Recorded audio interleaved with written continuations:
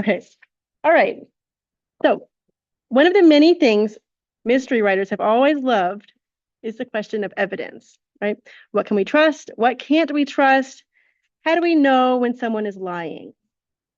For a long time, videos and photographs and recordings have felt like the gold standard. If you could see it or hear it, it must be true. But now, with AI and deep fake technology, faces, voices, and entire scenes can be fabricated with incredible realism. For crime fiction, this opens up a whole new set of story possibilities, airtight alibis that aren't real, confessions that never happened, and evidence that lies more convincingly than any human ever could. It also raises big questions about trust, identity, and how justice works when seeing is no longer believing. These are exactly the kinds of questions our guest today has been thinking about. Daniel Kalla is an ER physician and the author of multiple medical and crime thrillers, and he's written thoughtfully about how AI and deepfake technology are reshaping both real investigations and the stories that we tell about them. His latest novel is The Deepest Fake. It follows a tech CEO whose life unravels amidst deepfakes, deception, and a potentially fatal diagnosis. Daniel has appeared on ABC, NBC, CNN, CBC, Entertainment Weekly, and Crime Reads. He earned his MD from the University of British Columbia, where he is now a clinical professor. We're so lucky to have him here with us via Zoom, joining us from Vancouver, I think, right? To help us explore how this new slippery kind of truth can power some very dark and very compelling fiction. Welcome, Daniel. Thank you so much for coming to join us today. Um, Thanks, Maureen, and thanks. It's great to be with Sisters in Crime in lovely Austin. I got to visit your city a couple of years ago and really enjoyed it.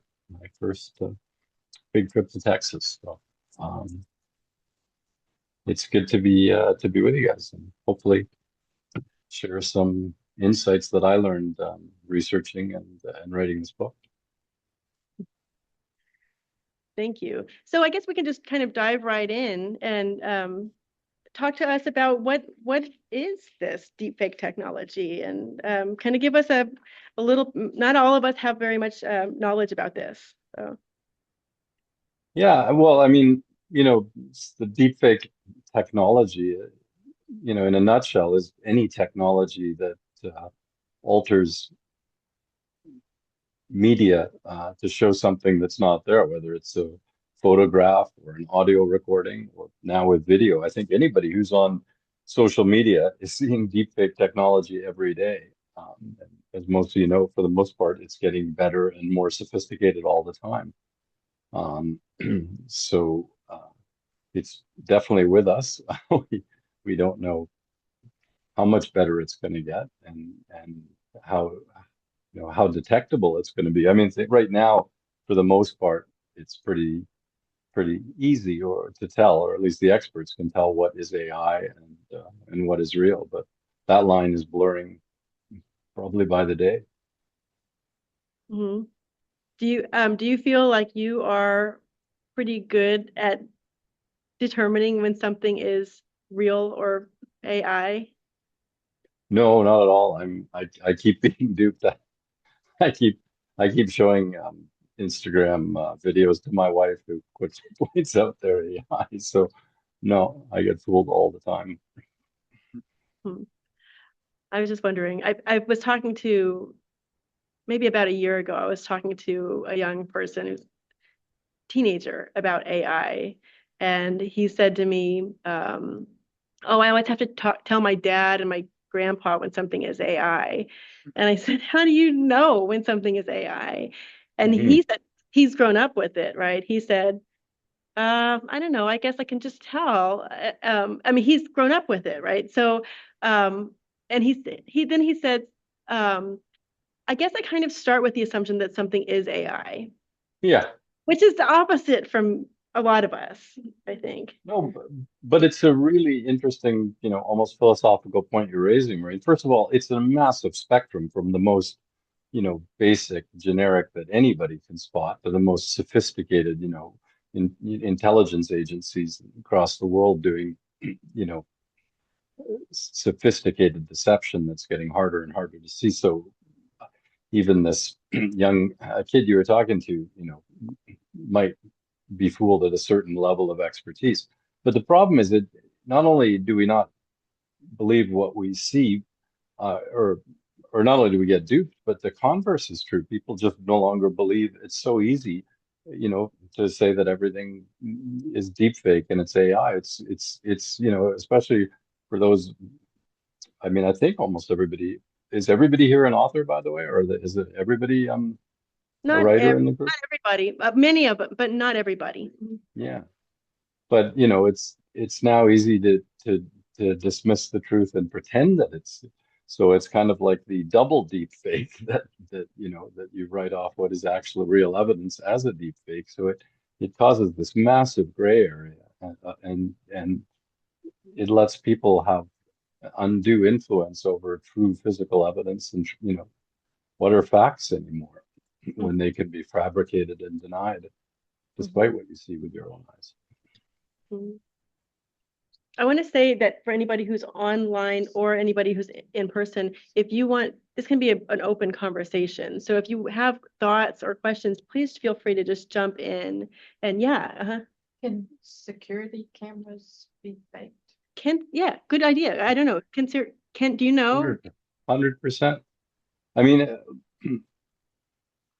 it's more difficult if you're meaning real-time video is more difficult, takes more sophisticated equipment to deepfake, but even that's possible. They can do deepfakes on images in real time, but any recorded image can be fake no matter what, you know, what the recording source is. And so, yeah. How do you do research on this? I mean, for many of us who don't have experience in this. Yeah. Well, you know, my whole the whole book was about AI, so why not use AI to help with the research, right?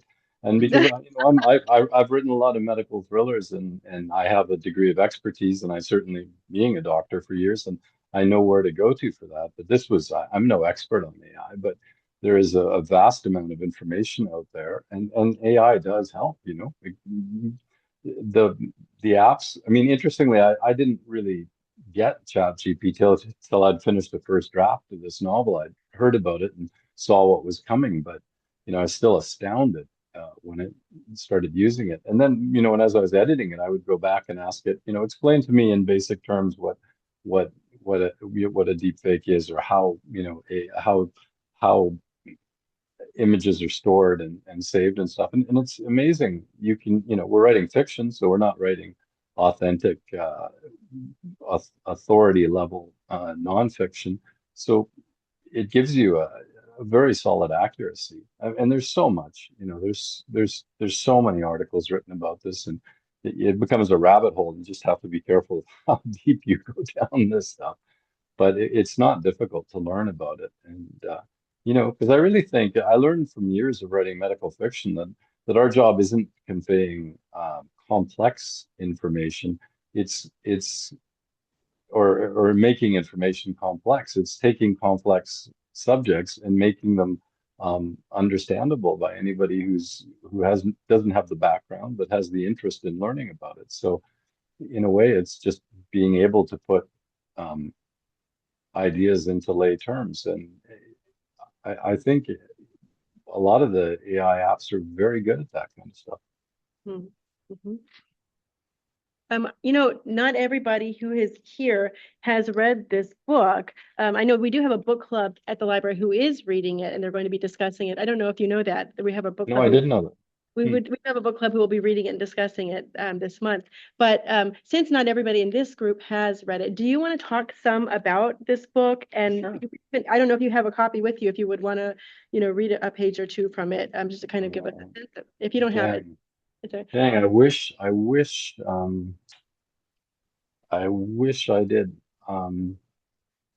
that's know, all I right. might be able to, uh, yeah, because if not everybody read it, it'd sort of be that'd be a good way to introduce it. But Yeah. maybe, if I could just read it from my laptop, from my computer, but just would have to just open it. So I can do that. But I can give you Yeah, a bit of a background, summary of the inspiration and what the novel's about. And, I, like I have made sort of a career in terms of my writing in the last, certainly my last, most of my novels, but particularly my last 5 or 6 novels about taking sort of big issues in the zeitgeist, topical hot button issues in medicine and science and turning them into mystery thrillers. So, I grew up reading historical fiction. I learned all my history that way through James Michener and through all other great historical fiction. I found it's such a better way to learn about what could be otherwise dry subjects that are important. And so I became fascinated a few years ago with just the progress that AI was making and how it was just exploding in the pop culture. And so I really wanted to build a mystery around it. And in medicine, I've been fascinated. I don't even know, pardon my ignorance, but in Texas, whether medical assistance in dying is legal. I know it is in many states, but I don't know if that's true of Texas. But I don't think it is.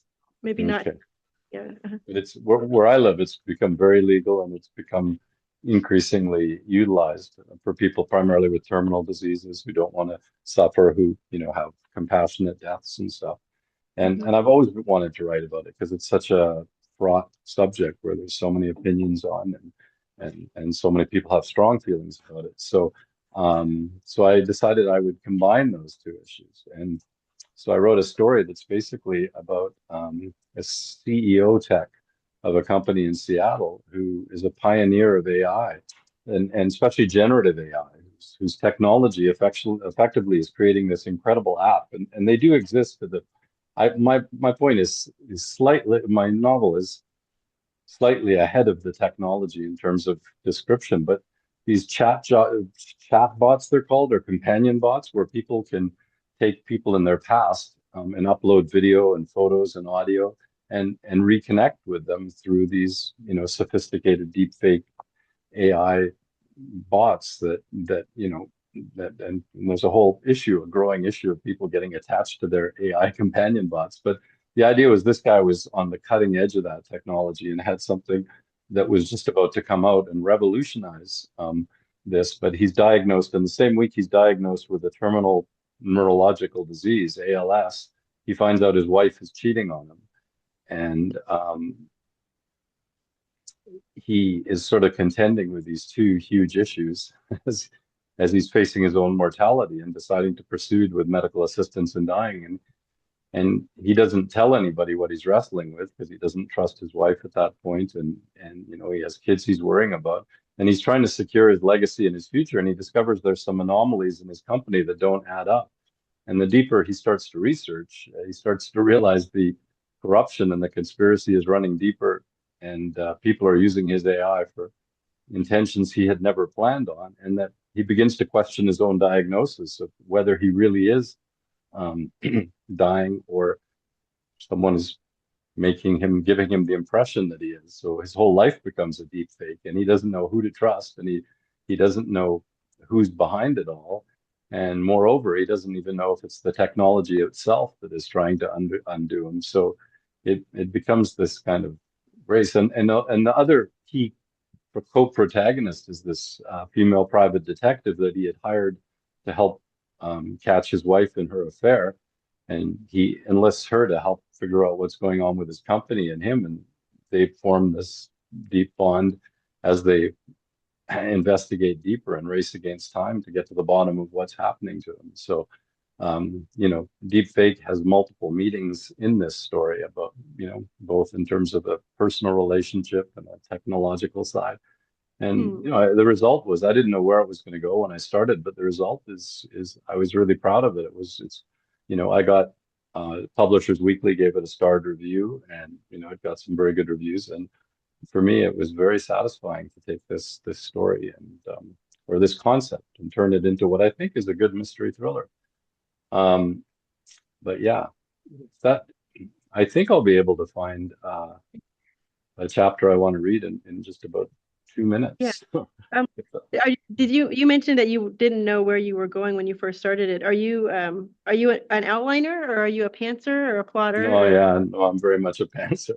This Mhm. one I actually knew who the villain was at the beginning, although it everything about the circumstances of how they were or were not involved was it changed. Yeah, so no, I had no idea how I was going to get there. I Mm. knew the general concept and I had a sense of who was behind it, but like honest to God, it came most of it came as a surprise to me, which I hope many of you will agree is part of the great joy of writing, right? That when it Mhm. does come together in very unexpected ways. Yes. We have a question from somebody Sure. she says the chatbot companion is a theme that's in the most recent Cronenberg film, The Shrouds, where it's it's the character's dead wife brought back to life as a chatbot, but it's a deep fake. Are you familiar with this film? No, I haven't. It sounds great though. So the AI companion bots, that's you're talking about like bringing people back from who have passed Well, away, kind yeah, of. they're the ones that are with sort of people who have died in your life, like loved ones, are called death bots. But companion bots can be anybody. They can be AI generated. I mean, there's a huge issue. I don't know if you've seen where people are turning to AI for psychotherapy and for counseling and stuff, and it's a very contentious area because AI will often tell you what you want it to tell you. So they make for very appealing and alluring. If you've ever gone down that rabbit hole of talking to any of the AI apps, you start to feel pretty good about yourself afterwards because they can be very reassuring. But there was a Yeah. case not that long ago in the news that was devastating of a young kid who was talking about suicide with an AI app, and most of them are programmed to immediately tell you to seek help and not. But he was able to continue the conversation to the point where it started giving him advice on how to proceed, and he did kill himself, and it's a major lawsuit. So AI is not trustworthy. It hallucinates. It has no human judgment. It's not actually thinking. I mean, we're not at the point of general intelligence, general artificial intelligence, which what we have. We have real general intelligence, as sophisticated as the artificial generative intelligence is. It's still just doing massive language processing and making lots of decisions. It's not reasoning in any sense that a thinking person does. So until it gets to that point, you can't rely on its judgment, no matter how smart it sounds. So yeah, Hmm. I think there's I probably a. find Go out, ahead. Maureen, I found if you want me to, I can read. I do have Yeah. a chapter that I think really captures the themes of it, and gives people a sense of the novel. Yeah. If I that's would like to okay. hear. Yeah, yes, Yeah, please. this is great. Mhm. Sure. So this chapter, the hero's name is Liam. He's the CEO of the tech company I told you about. And this chapter starts with a sort of a pivotal moment early in the career. He's starting to plan his medical assistance in dying without on his own without consulting anybody. And he's driving home to see his wife, and she's making efforts to reconcile, even though she doesn't know that he knows about her affair. And he is very ambivalent about this, but he's still deeply in love with her, and he's looking forward. They have a date night planned for that night. But the person she's having the affair with is their contractor who's renovating their house. And so he's in this scene too. So, and he doesn't know. Everybody else is in the dark except Liam. So, his name's Benjamin. And so I think it'll be self-explanatory from there if I read it. Okay to go ahead? Yes, please do.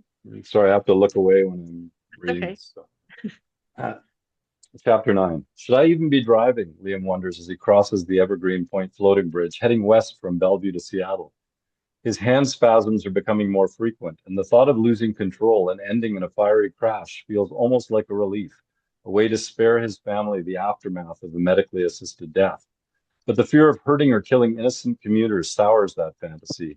He reassures himself the truck's AI-powered safety features would prevent such an accident, even if he couldn't.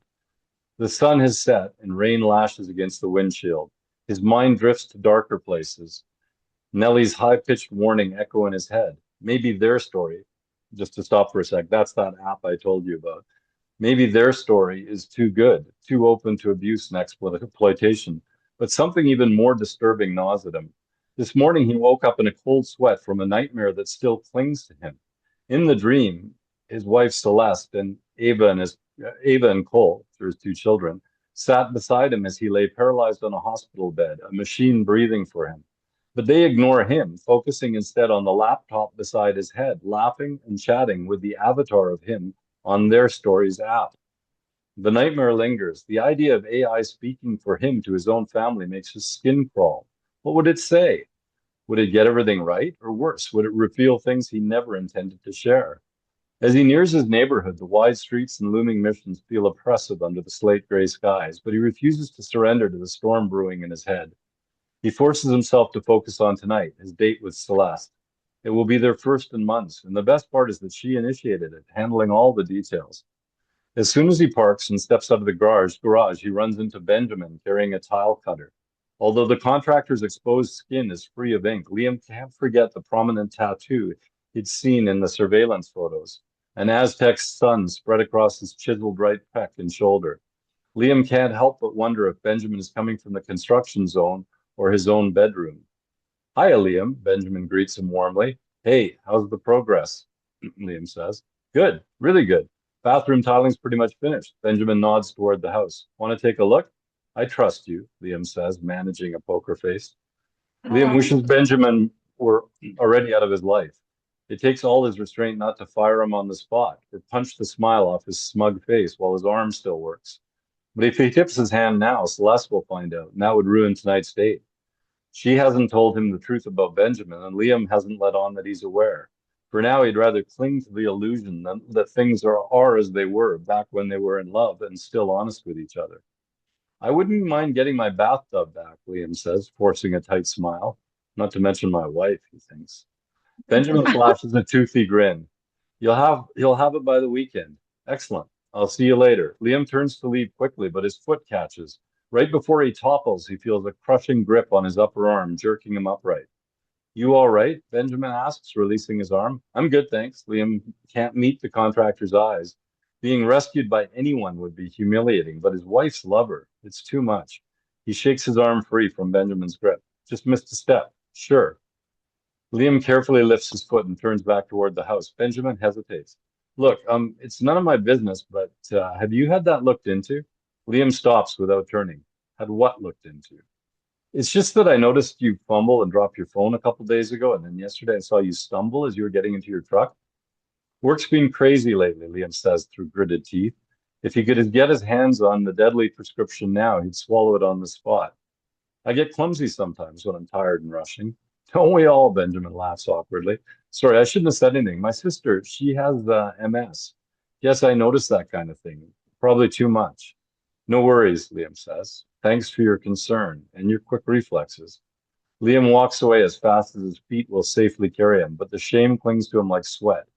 If his contractor can spot his disability that easily, how much longer can he fool his family? What's the point of this whole charade, he thinks. Celeste stands waiting at the front door, her auburn hair tied back, wearing a strapless black cocktail dress that clings to her athletic figure. The dress ends mid-thigh, highlighting her legs sculpted on the tennis courts. She offers him a shy grin. Is this too much? No, you look gorgeous. Celeste steps up to him, taking his hand. We're so overdue for a romantic evening. The subtle hint of her citron stirs him, evoking memories of happier time.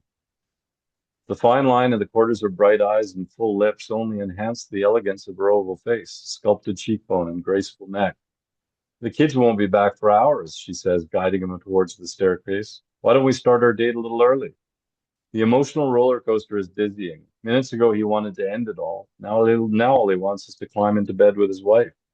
As Liam follows her up the stairs, he's grateful his legs cooperated. But he notices a sudden tingling numbness spreading from the soles of his feet to his calves.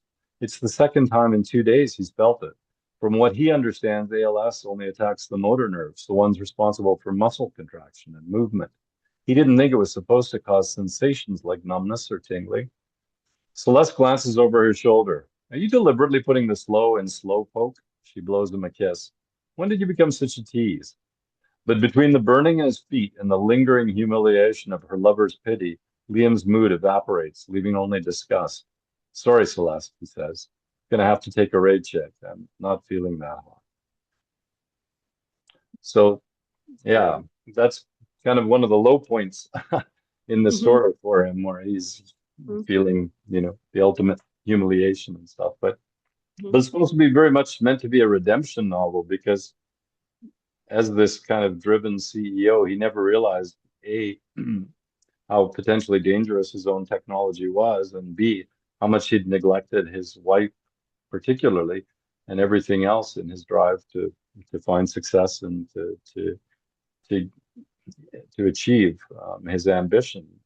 So he hopefully grows as a character a lot during the story, and he's meant to be likable and relatable, but he's certainly anything from a unflawed character. Mhm. I think it's so interesting that you have this kind of deepfake technology and you also have this kind of emotional deepfake kind of Mhm. element as well to kind of mirror each other. So makes it a lot more interesting, I think, having that kind of emotional depth going with your character.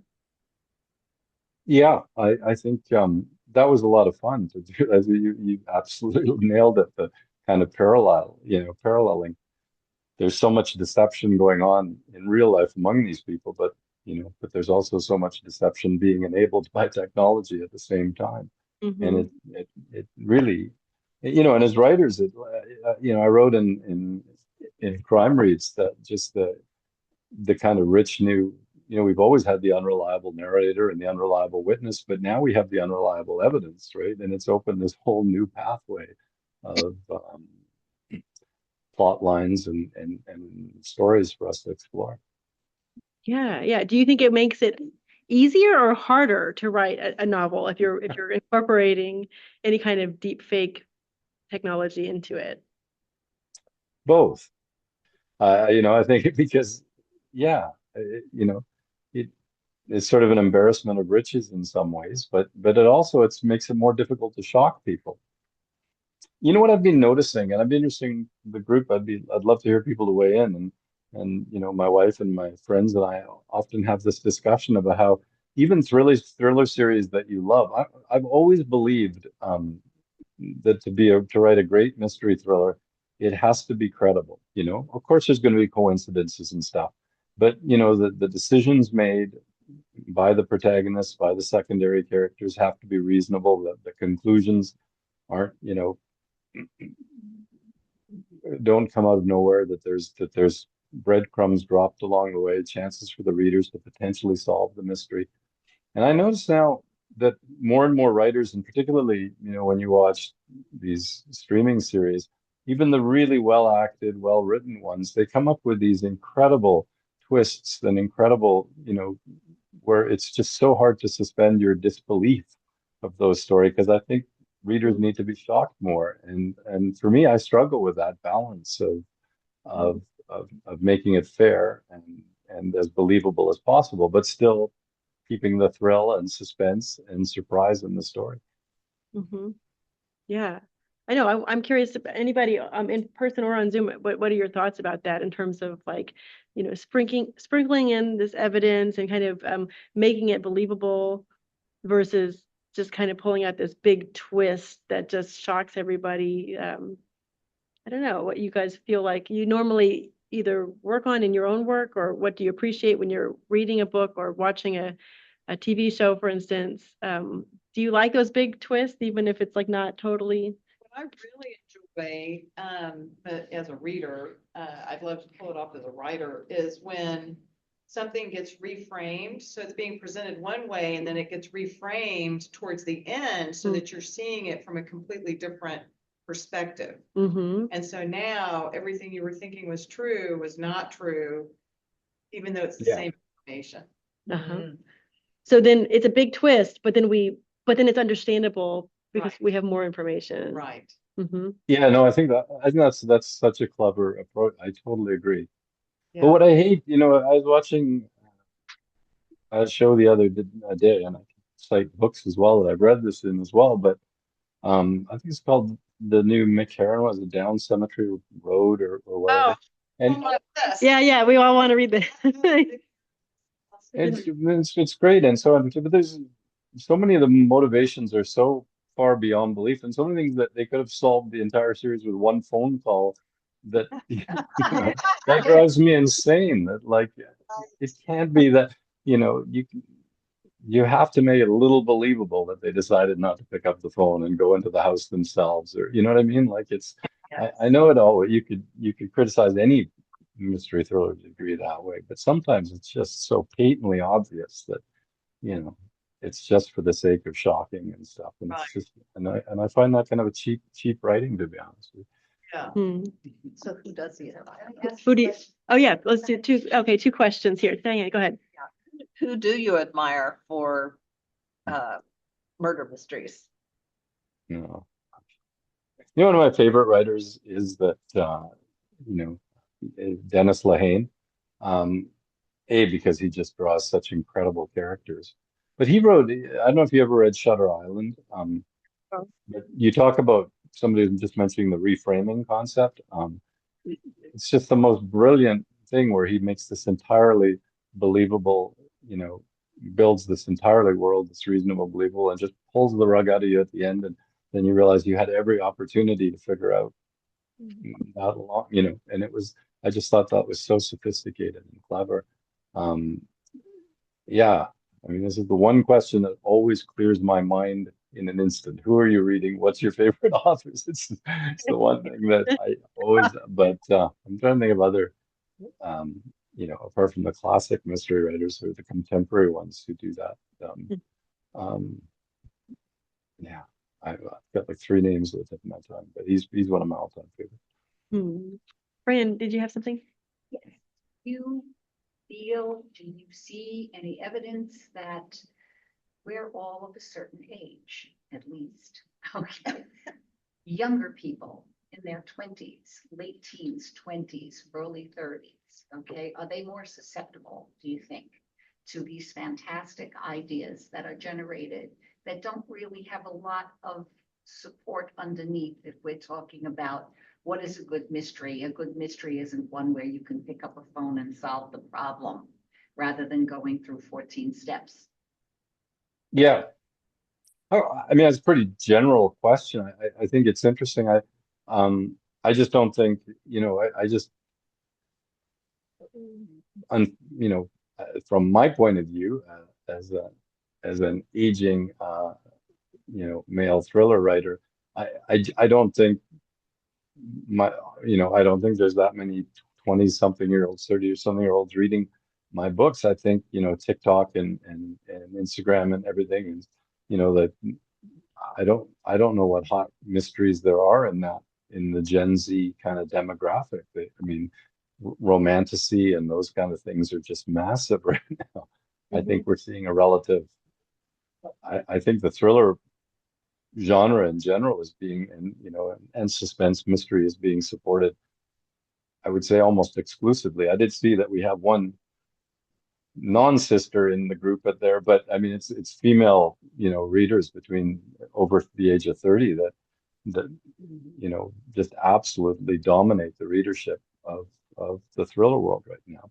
It's also why one of the reasons why almost the vast majority of the most prominent best thriller writers right now are all female too. If you look at bestseller lists and demands and stuff. Well, my friend Sherry LaPena, I have to mention her. I think she creates brilliant mysteries. Uh, she's another fellow Canadian writer who's very big. And if you haven't read her, I highly recommend. If for anybody who loves a sophisticated domestic thriller, I think she does it better than almost anybody. Better than Ruth Ware and better than, some of the best of them. Yeah, cool. I want to ask about when we were talking a little bit about the companion bots, death bots earlier. I want to know, you and anybody else here in the group also, what are your thoughts about, I guess, like the morality, the ethics behind, like for instance, I saw a video of it was Agatha Christie. I should have pulled it up I just thought of it. It was an Agatha Christie in a video, but it wasn't really her, right? Because she's Yeah. not anymore, right? So Yeah. there was an actress playing her, and then somehow they used photos of her face to make it look in the video like it's Agatha Christie talking. And she's like, I can't remember what she's talking about. She's talking about her books. I mean, it's not like it's something totally out of left field. Mhm. And I think her grandson is maybe in charge of her estate now. And so he's the one who approved this. And in an interview, somebody was asking him, how do you think about this ethically? Like, do you think your grandma would be okay with you making this video that looks and sounds like her, but you're using an actress to play her? And in that interview, he said he can't think about what his grandmother, who's no longer alive, would like or not like, what if she would approve it or not, because she wasn't, this technology didn't exist when she Yeah. was alive, and he has no idea if she would approve of it or not. But he's just trying to do right by her estate and get her work out to as many people as possible and keep it Yeah. highly regarded and respected. And this is one way to kind of raise awareness of it. But I don't know what you think or what anybody else in the group thinks about these kind of deep technology to kind of bring people back to life, I guess. Anybody? Yeah. Well, people would think about it. I mean, I would make a couple comments. I think that's a wonderful answer. I think he sort of nailed it. How could you possibly know? She would have never had any concept that this kind of technology was coming. It seemed like sci-fi to all of us 4 or 5 years ago, and now it's here. So I think that's fair. So I think there's a distinction between, bringing a loved one back. If it brings companionship, if it brings a sense of relief and connection to somebody, that's a positive. But if it deceives them and and misleads them into making wrong choices in life, then that's highly dangerous. But you know, I, I guess those sort of companion bots or death bots are, it's sense deep fake technology, but deep fake usually means actively trying to deceive somebody, right? And there's no ethical, there's no justification. I mean, I guess in a political sense, you could have a global justification or rationale for using deepfakes to trick people into action, but there's really no defensibility of using deepfakes to fool somebody because you're manipulating them. There's no other way around. I think we do have somebody on Zoom. Is it Susan? You want to Yes. chime? Go ahead. Yeah, I thought it was interesting when you said that it was her grandson who had some control of her estate, because that's important because it's going to come down to sort of a property right, okay? Mhm. And right now, you're seeing a lot of artists whose voices or likenesses are being used without their permission, and it's going to come down to, right now I'm a judge. I've been a criminal defense attorney, and I took a class on this in DC not too long ago, and I was shocked to learn that the company that records the jail conversations where the inmates get to talk to their families or their lawyers, they are capturing the lawyers' voices. They're not supposed to be listening at all, but they're capturing our voices. And that's really scary to think of. But the likenesses, you have a property. I think it's gonna come to the point where you have a property right in your likeness and your voice, and that's my dog, and that's his likeness and voice. But the estate is going to be the one in charge of that, and there's gonna be litigation. So it's gonna be an interesting thing to watch. Yeah, yeah, that's fascinating. Obviously there's celebrities but that's the vast minority. I mean, it's mainly going to affect just regular people. And the question is, and that's what I tried to convey in that chapter I wrote you, that this guy who was at the heart of creating this technology is suddenly terrified that this technology is going to be speaking for him, to his family, and saying things that he didn't know if he would agree with and didn't know if he would support. And I think that would be scarier to most people, that their own, you know, that they would be, in quotes, saying things that they would not approve of or would not want for their loved ones. So.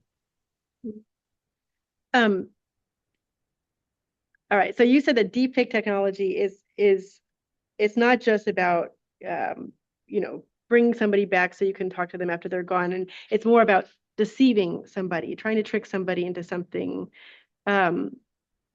which ethically sounds like it should probably always be wrong. But I'm just curious, just to play devil's advocate, because we want our villains to be, well-rounded. They're not just bad, right? They're doing things No. for a reason. So if you, and I'm talking to Dan, but also anybody else in the group, online or in person, if you had access to the perfect deep fake technology, what do you think would be the most tempting way to use it or misuse it, I guess? For good or for evil, whatever. Like, what do you think you would be tempted if you could do it? And maybe you were the villain of a book, or maybe not. I don't know. What do you think would be really tempting? What would be a really tempting way to use it? One of the things that I Well- thought when I was reading your book, because I did read it, is Oh, that thanks. those of us of a certain age, because your, fake, person had to be built on all of the recordings or postings or social Mhm. knowledge that was around that individual. But those of us of a certain age, we don't have any real social media Sure. history. We don't have any, recordings or, depending on how active you become at a certain point. So there's a whole generation of us that would never be able to create a loved one because there's Yeah. nothing that's been recorded or saved or posted about them. So it really would have to be a certain generation that would be able to create that. Yeah, I think that's an excellent point. Although it's not uniform. There are people in their 90s and who live on social media and very savvy with it and have recording. But you're right. Statistically speaking, whereas Gen Z would be very easy to find But I mean, lots of detail and texture about the person. for Agatha Christie, they did have somebody playing her because there weren't videos of her. Right. But if they had videos of this actress who looked kind of like her, And then they superimposed a photo. they used a photo to make her face look like Agatha Christie's Yeah. face. For So sure. And that's easy technology for them. But they could Winston Churchill, lots of people who lived eons ago, but still there was enough video record. You could easily create a complex bot of a modern day Winston Churchill. There's enough data to load that with. But yeah. I think though, Maureen, just to answer your question, I'm interested in other people, but I was just thinking of a possible good use. Like if you could convince, say, Vladimir Putin with a deepfake technology that his palace or his villa or dacha or whatever it is was surrounded by Ukrainian troops or an armed revolt, and he had no way out. And I mean, for me, that would be a good use of technology. But they're pretty rare instances I could think of. that's a cool way to think of it, not as something that was so selfish, but as something that's going to actually maybe accomplish something, help somebody. Yeah. That I thought I mentioned historically that actually happened in Guatemala to force the leader of the country to flee. They had a fake radio broadcast of an invasion, and so that sort of radio fake has been used for nefarious means of disposing the current head of state. So that's actually been done in the past. That's a great point. So much. And, in World War II, they tricked the Germans about the Normandy landing. They had staged one of the most complex deceptions to convince them they were going on a different route. And so, deepfake has been. I'm sorry, which the Ken Follett's novel, The Eye of the Needle, talks about that big fake there. Anyways, thank you very much. Yeah, thank you. Somebody here mentioned War of the Worlds also, just, Yeah, you know. the Orson Welles thing. That's right. Mhm. Um, I mean, the and Trojan horse is the original deepfake, right? It's been around for a while. It's just getting more sophisticated. right, that's right. I mean, really, it has been around for a long time, right? It's just, yeah, exactly. It's getting more sophisticated. Carl asked on Zoom, do you have points or concepts on how to make a reader temporarily suspend disbelief and then lead them from the known to the unknown? Hmm. Hmm. That's a great question, Carl. I don't think, to me, I consciously think about it, what would I think at this point? Would I automatically, jump to a certain conclusion or assumption? And as I said, it's always that fair balance of trying to fool the reader, but being fair about it. That if you go back and read The Deepest Fake, there are enough small breadcrumbs. I would never. I'm terrible at solving these mysteries, so I'd never figure it out myself. But some there are, and I've talked to people who've read it who did figure out, who knew who the villain was before the big reveal and stuff. So but I think you have to, and it helps to reread and to reread it in context and to make sure. And that's what I think early readers are wonderful for. Like I love asking my kind of beta readers, did you see it coming? Did you feel it was fair when it did come? Well, what elements would you change? Do you have some good beta readers? You said that you have like a writing group, or how do you get feedback on your work? No, I don't have a writing group. I mean, I wish I did. I never, I wish I became more enmeshed in the writing community early on. I had a busy medical career and I always did it off the side of my desk. So, but I have a group of, some old friends and, or others I've just met through my writing and stuff who are incredibly dedicated, smart, sophisticated readers. And, I love getting their opinion. I always tell, I don't know how you guys feel, but the one advice I always give to young writers and more mature writers and anybody of any age is that it's so important to get feedback on a manuscript early from 4 or 5 people that you trust, and to recognize themes, because if one person says something, it doesn't mean much to me, but when you hear the same critiques or thoughts from 3 or 4 people, then to me that's gold. That means you have to address that. That's a real issue. So yeah. So that's sort of my approach. I have 5 or 6 people who will always read a first draft quickly for me, and I go from there. Are you a pretty fast writer, or do you take Mm. some years with a manuscript?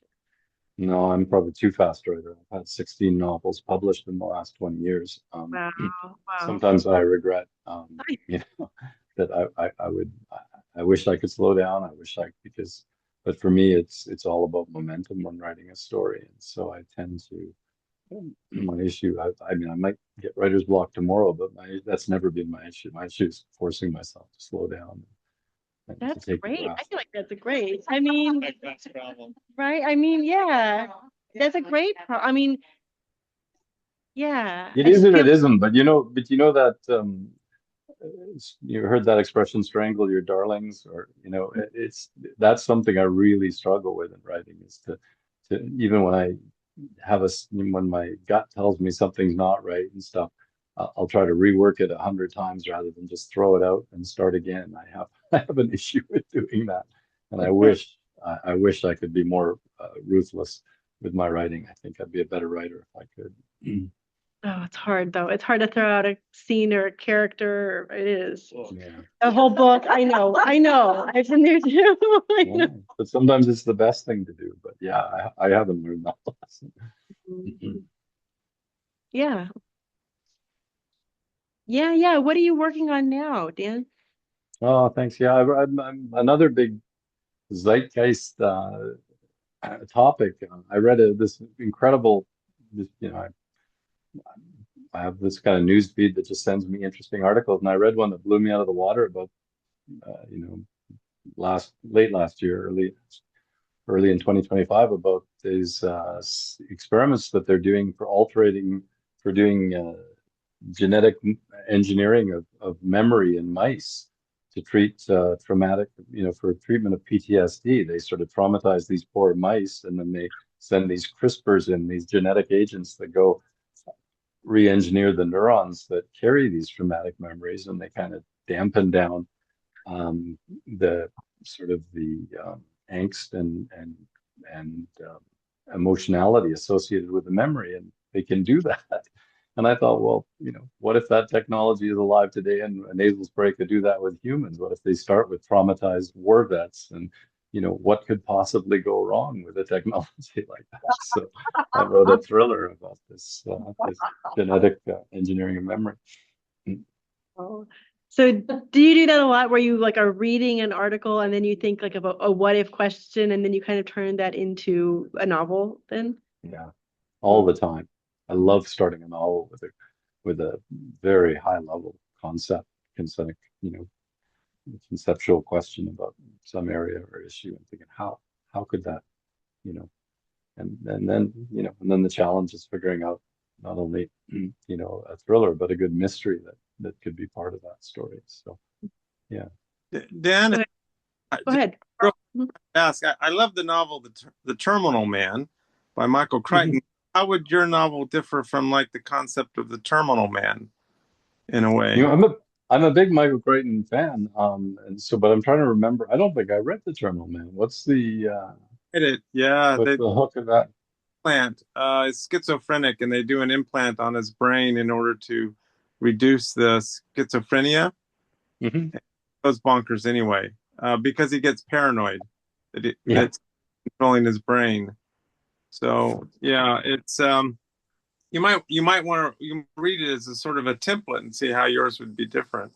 Yeah, that's a good point. I will go. I've already finished the first draft, so I don't think so. Yeah, there's some conceptual overlap. The idea is that you can't, my belief is you can't control memory in isolation, and memory is part of identity. And if you start messing with that, you identify with the core of what makes us who we are. And so that is conceptually, and then I did it on a broader kind of industrial conspiracy theory that people weren't happy just altering these traumatic memories, and they started experimenting in the real world of going beyond that and changing personality and how awry that could go.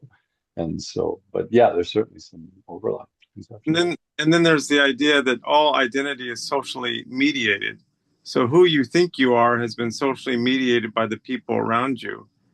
So that's that Han Osman. Yeah, but anyways, great. Thank you. That's no, it's a very interesting. That's great. No, I'll definitely put on my reading list. Thank you for the referral.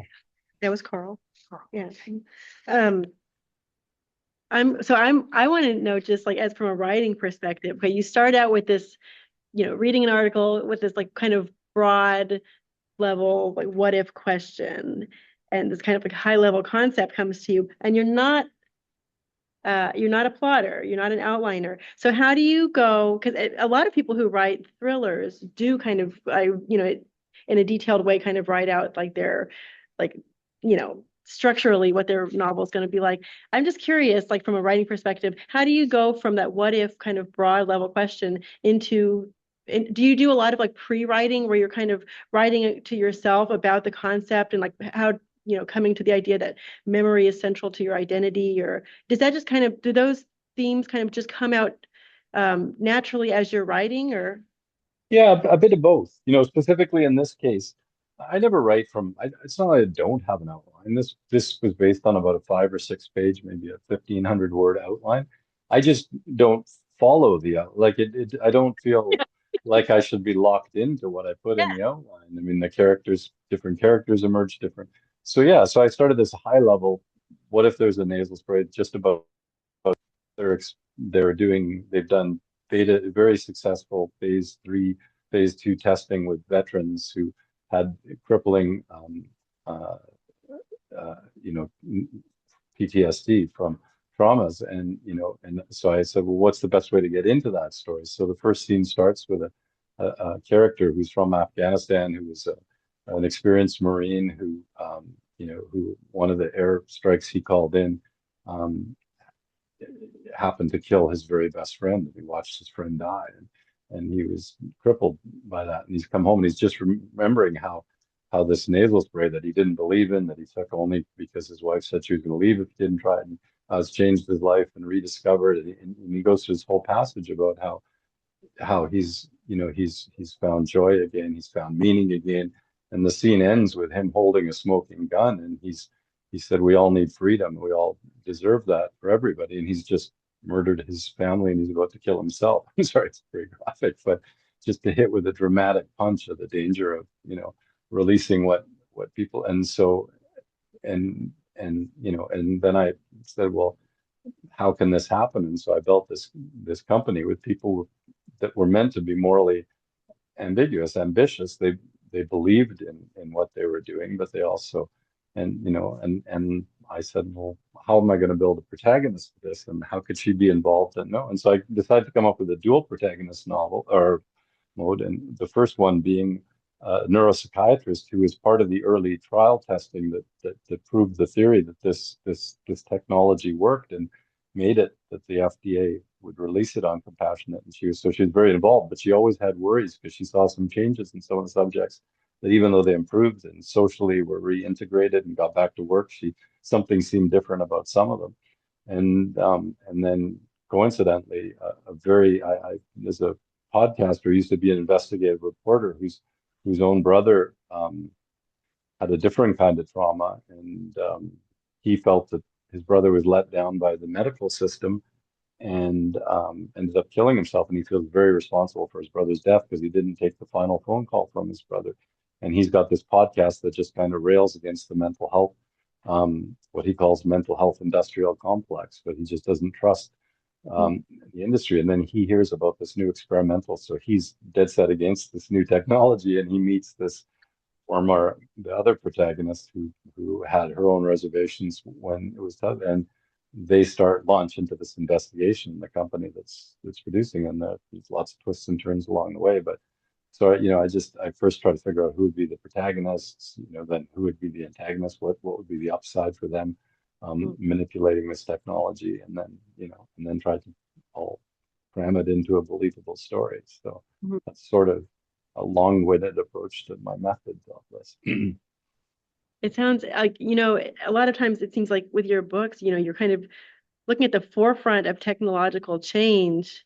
And so it's kind of science fiction, mystery, thriller when you're writing it, but maybe a couple years after it comes out, maybe it's not so sci-fi. I mean, well, that's what my first book was called Pandemic, right? And it was, a relatively big bestseller at the time. It was 2005. It was after SARS, and I saw medically what could happen with SARS. It was about terrorists kind of using a naturally occurring pandemic virus to launch a pandemic. And it got tons of media. I was so fortunate to launch my career, and everyone said, well, how did you know it was coming? How do you see the future and everything? And my books are never sci-fi. I mean, predicting a pandemic was as insightful or prescient as predicting there's going to be a big earthquake somewhere in 10 years. Of course it's coming, right? So I take a lot of things that are actually relatively obvious. And so they're speculative, but they're meant to be written as if they were written next week. They're not science fiction or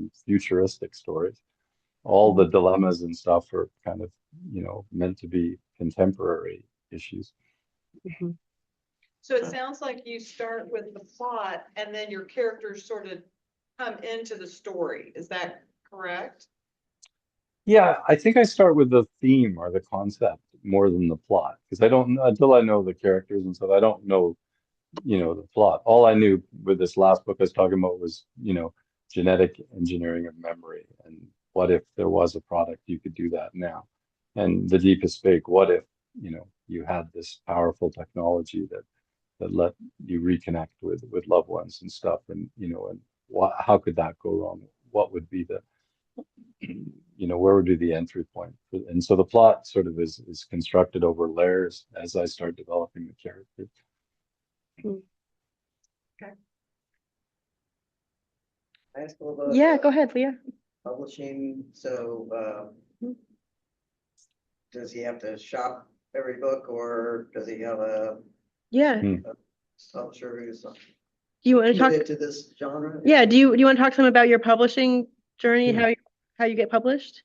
Yeah, I mean, as I was so lucky in the first place, I didn't know what I was doing. I didn't know about career letters, and I kind of stumbled into finding an agent. I stumbled into a New York publisher that, but I've been through, I started with Macmillan, the St. Martin Tor Forge for the first 5, 6 books. Then I was with HarperCollins then I wrote a historical series, and then I've been with Simon and Schuster for my last 6 books.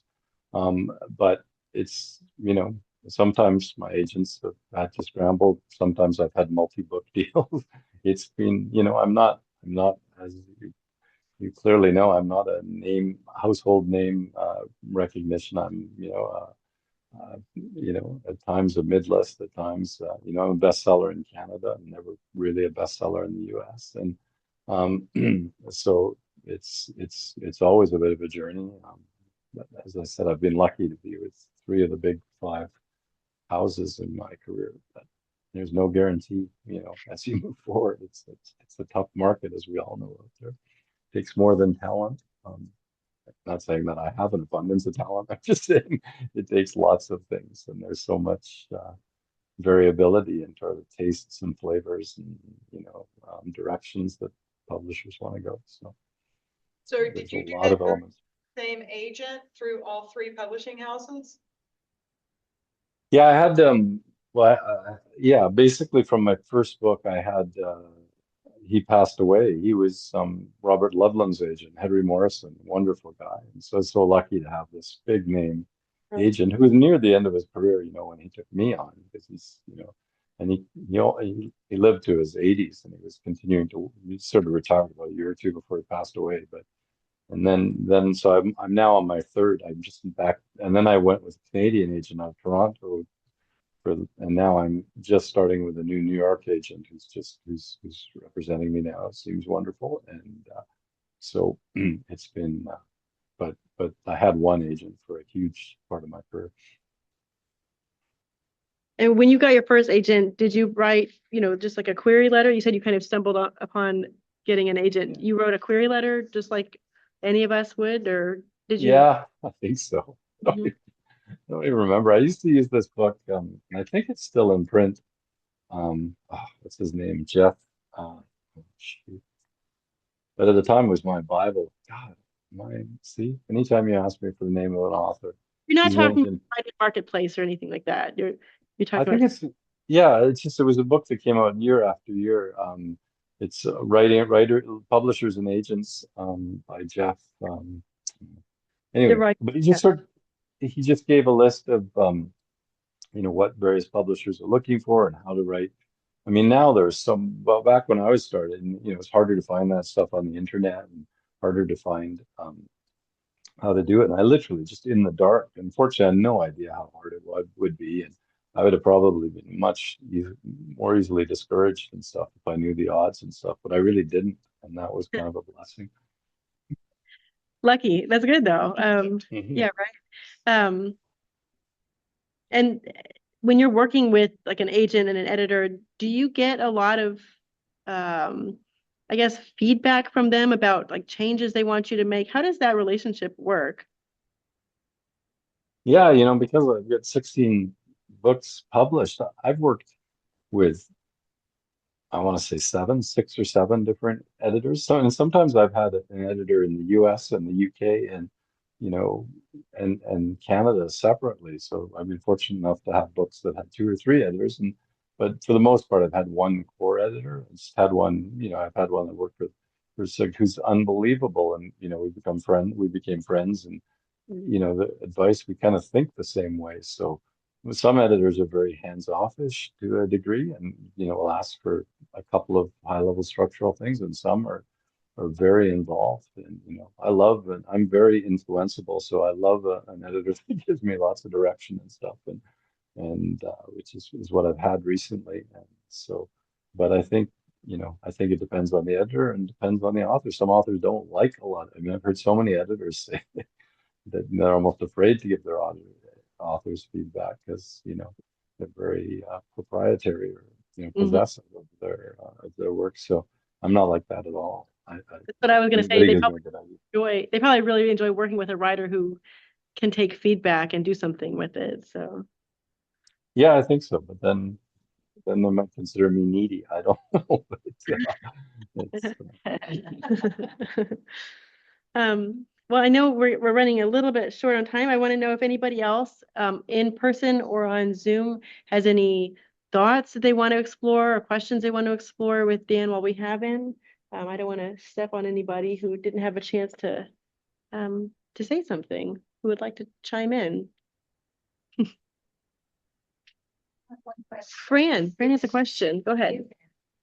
All that you've done and all the research that you've done in your own background as a medical doctor, do you have any thoughts on how to advise younger people to find out that they're looking at stuff that is AI generated?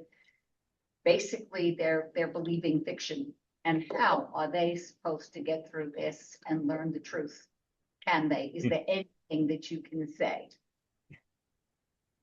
No. that's you're going to stump me on the last question. I mean, that is, I struggled with that in my medical career. We struggled with that in COVID so much. What is fact? What is fiction? And the one thing I learned, I don't know if people are strong. I wrote a book about vaccine hesitancy that ironically finished just as COVID was coming out. It was crazy that literally, because vaccine hesitancy and anti-vax was becoming big, with measles and stuff even before COVID. So the one thing I learned is that, with patients and stuff, is that you have to listen to them and you can't dismiss their beliefs because people get their backs up and it just isn't any good just to say, no, you're wrong. This is not. So you have to try to understand where they're coming from. But how much luck have I had convincing people that things aren't, what they're convinced are? Not much. And I think if you look at the political landscape and stuff of the world and your country, I don't think anybody's having a lot of luck with convincing people of opposite opinions anymore. Yeah, I know. I wish I had some great advice or wisdom about how to kind of navigate. Yeah, how to sort through it, how to navigate. Mhm. Days ago, I had an encounter, a deep encounter. You had a deep encounter a few days ago. Yes, with an A-rated medical report that supposedly took place on 60 Minutes. Okay, they showed part of the interview with Dr. Phil and Dr. Oz. And I sat there and I listened to this whole thing for an hour. And finally, they said one thing that said, something's wrong with this. And it was about diabetes. And Dr. Phil said, I've never known anyone who could actually control diabetes with medication and diet. And I said, that ain't right. Okay. Yeah. Took me another whole hour to go into medical sites and access as much as I could from National Institute of Health articles and stuff like that. And then I also went to 60 Minutes. Okay. And there was never any interview. Okay. So you're having to do fact checking from multiple sources to figure out if what you saw had any basis in reality. And then also Dr. Phil and Dr. Oz had both then come out at different points and said, don't believe this thing. Okay. We have nothing to do with it. I'm saying, What was the angle? Yeah. What were they trying to? They were trying to sell a product called glycopezol. I don't know if you've heard of it, doctor. Okay, and this is supposed to be something Sorry. The scam to get your credit card information or to something? get your money. Wow. Okay, and I'm not usually taken in, but this was so good. I know, I believe you. Yeah. They had me going for a little while until that one thing about no one has ever controlled diabetes with diet and medication. I said, you're wrong. You're wrong. Well, luckily you were thinking. Go ahead. I'm sorry. Yeah. But I mean, that's such a great example, and thank you for that. But from my point of view, to get on a high horse as a doctor, I mean, not only are we living in the age of by far the most sophisticated disinformation ever, we're living in an age of anti-information where people are, there are people who resent experts in especially in medicine, and it's so bizarre to me. Like, I understand resenting someone that you think is arrogant or whatever, but resenting that their expertise is just so bizarre to me. And and where people want to disbelieve experts, and I don't know how you get over that. Either I find it frightening because what I'm afraid of is that the baby's going to get thrown out with the bathwater because medicine has made great strides. Yeah. Okay, and the fact of the matter is that not everybody wants to hear that, well, you have this disease or that, but we can help you with that, this or that. Mhm. And they're going to start relying on alternative sources that Yeah. perhaps aren't the agree. wisest thing. Right. So I think it's a big mess. Yeah. It is a big mess. Yeah. It's very difficult to tell what's real and what's not. And we all have to kind of be skeptical about everything, which is exhausting because you just, yeah. I was exhausted by Well- the. Yeah. My day hadn't Sure. even started. This was Yeah. 4 o'clock in the morning. Well, this is Maureen. Maureen, I think on that very happy note, I have to duck out. But, Yes. Thank but, you so much for joining us. We really Thank enjoyed your visit. Thank you so much. And Thanks, and Mom. look forward to reading your next book. Yes. Yeah, likewise. Good luck, everybody, with your own writing. Take care. Have a good one. Bye. Bye-bye. All right.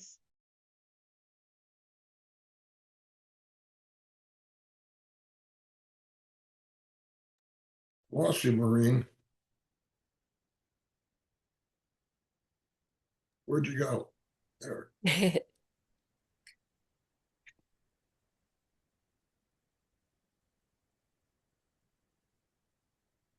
Oh, you're muted, Maureen.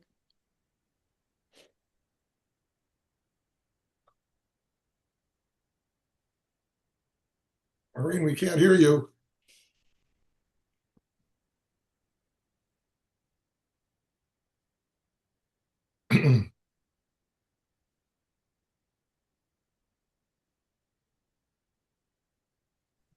All right. Can you hear me?